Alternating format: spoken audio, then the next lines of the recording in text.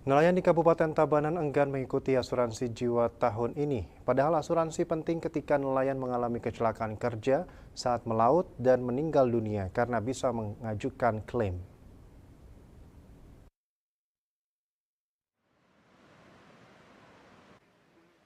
Sesuai data di Dinas Perikanan Kabupaten Tabanan pada tahun 2019 lalu sebanyak 1.228 orang nelayan yang aktif mengikuti asuransi jiwa. Preminya mulai Rp100.000, Rp150.000 hingga Rp175.000.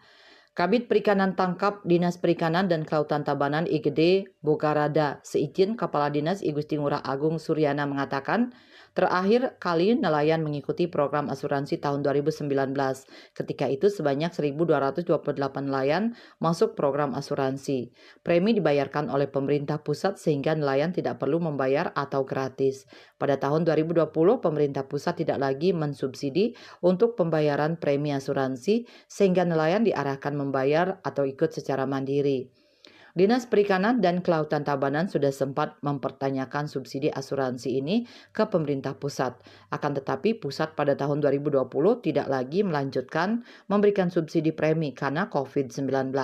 Ternyata hingga sekarang premi tidak disubsidi. Ditambahkannya, ketika nelayan ikut asuransi jiwa maka dari segi keamanan akan terlindungi. Karena apabila kecelakaan kerja atau meninggal bisa melakukan klaim asuransi. Terkait itu pula pihaknya terus melakukan sosialisasi proteksi asuransi jiwa kepada nelayan akan dilanjutkan.